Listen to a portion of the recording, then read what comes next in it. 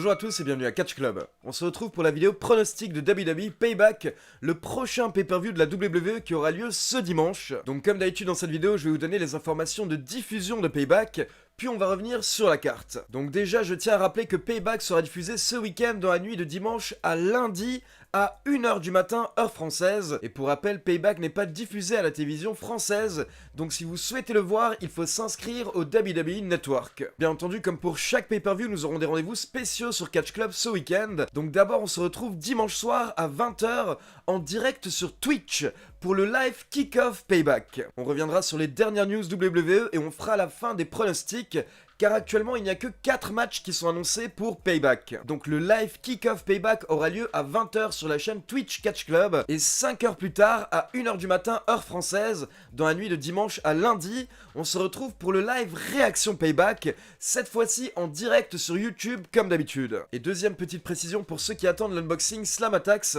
sachez que je l'ai filmé mercredi avec 2 caméras, une caméra qui filmait l'ouverture des cartes et une caméra qui filmait ma réaction, mais malheureusement j'ai un bug avec la caméra qui a filmé l'ouverture des cartes, donc je vais devoir refilmer l'unboxing, et au final il sera posté la semaine prochaine. Allez, c'est parti, on passe au pronostic.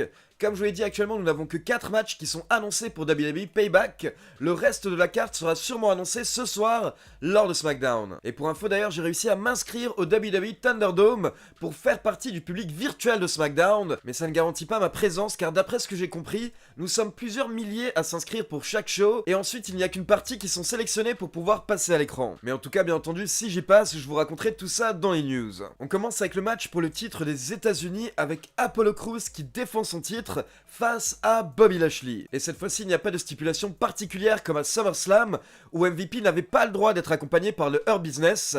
Cette fois-ci, Bobby Lashley sera bien accompagné par MVP et Shelton Benjamin. Et personnellement, j'en avais déjà parlé la semaine dernière, je trouve que le Hurt Business devient de plus en plus intéressant du côté de Raw, et surtout, je pense qu'on est nombreux à vouloir voir Bobby Lashley enfin utilisé correctement en tant que monstre. Bobby Lashley est clairement le catcheur le plus imposant du Hurt Business, et je pense que ce serait intelligent de la part de la fédération de donner un titre au clan. À côté de ça, comme vous le savez, même si j'adore Apollo Crews dans le ring, personnellement, le problème que j'ai avec lui, c'est qu'il n'a toujours pas de gimmick, il n'a toujours pas de personnage. Apollo Crews, c'est simplement un chic type, un mec sympa, qui se débrouille très bien dans le ring. Mais honnêtement, ça ne suffit pas à la WWE. Comme vous le savez, à la WWE, il faut un personnage. Donc au niveau des pronostics, moi je vais plutôt vous donner ce que je souhaiterais voir. Et par rapport à ce match, je souhaiterais voir une victoire de Bobby Lashley, pourquoi pas suite à une intervention et surtout une trahison. Car comme vous le savez, depuis 2-3 semaines, je suppose que Cedric Alexander va effectuer un heel turn pour rejoindre le Hurt Business. Donc par exemple, ça pourrait être Cedric Alexander qui va faire perdre le titre à Apollo Crews.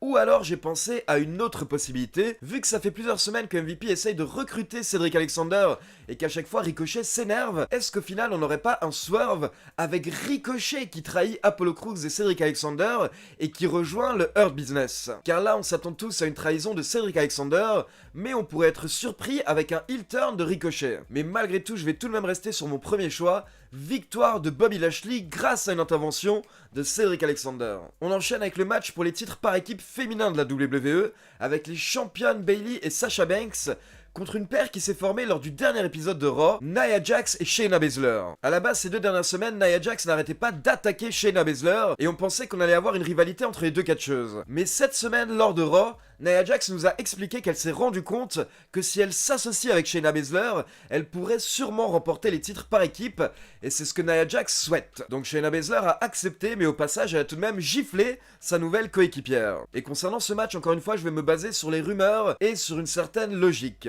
Même si on sait qu'à la WWE, il n'y a pas vraiment de logique. Faut savoir que déjà avant SummerSlam, le journaliste américain Dave Meltzer nous avait annoncé qu'après les 2 prochains pay-per-view, donc SummerSlam et Payback, Sasha Banks et Bayley n'auraient plus aucun titre. Mais personnellement, je ne sais pas pourquoi, je n'étais pas totalement d'accord. J'étais persuadé que lors de SummerSlam, une championne allait perdre son titre et l'autre championne allait la conserver. Donc lors de mes pronos pour SummerSlam, j'avais misé sur Bayley qui conserve et Sasha Banks qui perd son titre. Et au final, c'est ce qui est arrivé. Par contre, je pense que Dave Meltzer avait quasiment raison, c'est-à-dire que Sasha et Bayley vont perdre la majorité de leurs titres, mais il fallait tout de même que l'une des catcheuses garde un titre solo pour pouvoir ensuite lancer leur rivalité. Donc concernant Payback, je vais miser sur une victoire de Nia Jax et de Shayna Baszler, potentiellement encore une fois suite à une mésentente entre Sasha Banks et Bayley à la fin du match, ce qui fait que derrière on pourra enfin passer à la rivalité entre Bayley et Sasha Banks, qui risque d'être une longue rivalité qui va durer au moins 3 mois j'imagine. Et à côté de ça on aura le droit à des championnes par équipe avec une dynamique particulière, avec Shayna Baszler et Nia Jax qui auraient les ceintures, mais qui en même temps ne s'entendraient pas forcément. On passe au troisième match qui est actuellement annoncé pour Payback. Il s'agit quasiment d'un dream match, car nous avons Randy Orton qui va affronter Keith Lee. Je rappelle que le week-end dernier, lors de NXT TakeOver 30, Keith Lee a perdu son titre NXT face à Karrion Kross, puis 2 jours plus tard, Keith Lee a effectué ses débuts dans le roster principal à Raw. Mais les fans se sont énormément plaints par rapport au début de Keith Lee, car malheureusement il a changé de thème d'entrée, et il n'avait pas non plus sa tenue habituelle, à la place il avait une sorte de short. Et personnellement je suis comme vous, le thème d'entrée de Keith Lee m'a énormément gêné, sachant surtout qu'il avait vraiment un thème génial qu'on adore tous,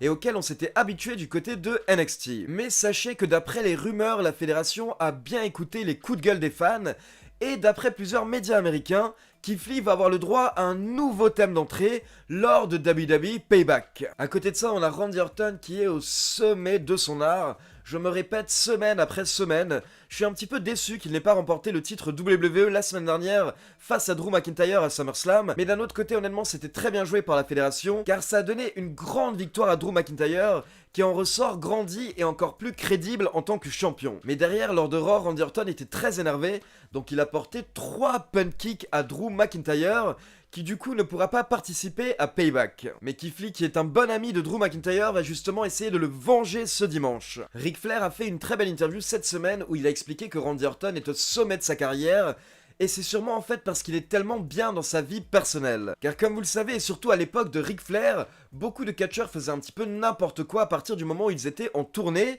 du coup ça ne se passait pas forcément très bien chez eux. Mais Ric Flair explique que Randy Orton s'entend parfaitement bien avec sa femme, il est très heureux chez lui en famille avec sa femme et ses enfants, et c'est peut-être justement pour ça que du coup, il peut tellement se lâcher quand il est dans le ring, car il n'a pas d'autres problèmes dans la tête, au contraire de Ric Flair qui explique que durant sa carrière, il avait énormément de soucis personnels, et du coup parfois malheureusement il y pensait trop, et il ne pouvait pas se lâcher dans le ring comme il le souhaitait. Maintenant je trouve qu'il y a beaucoup de suspense par rapport à ce match, car Keith Lee vient juste de débuter dans le roster principal, donc d'un côté ce serait vraiment logique de lui donner une très grosse victoire dès ses débuts, si la WWE souhaite vraiment en faire un main eventer. Mais d'un autre côté, Randy Orton vient juste de perdre un match de manière totalement clean face à Drew McIntyre la semaine dernière à SummerSlam. Donc je ne suis pas sûr que la WWE va oser faire perdre Randy Orton 2 semaines de suite. Et clairement, vu ce qui s'est passé à Raw, on peut également se dire que la rivalité entre Randy Orton et Drew McIntyre n'est pas terminée, donc j'ai le sentiment que ce match va servir à donner une grosse victoire à Randy Orton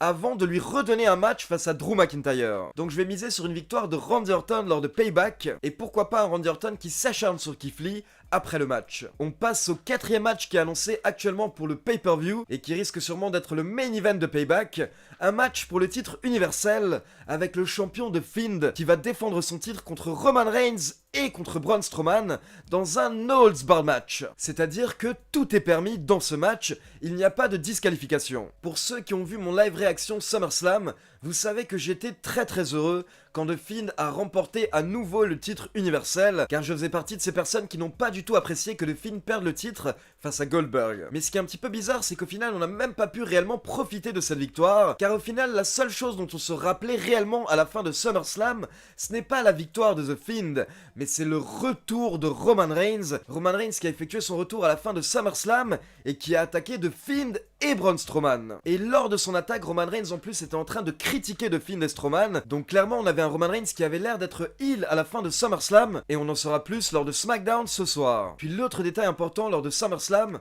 c'est que quand Roman Reigns a fait son retour, il avait un t-shirt où il y avait inscrit « Détruire tout le monde puis s'en aller ». Donc cette phrase « Détruire tout le monde puis s'en aller, partir », ça ressemble fortement à Rétribution, donc forcément depuis SummerSlam, beaucoup de fans supposent que Roman Reigns pourrait être le leader de Rétribution. Et actuellement d'ailleurs, ce sont les deux grandes questions par rapport à Payback. Est-ce que Roman Reigns est le leader de Rétribution?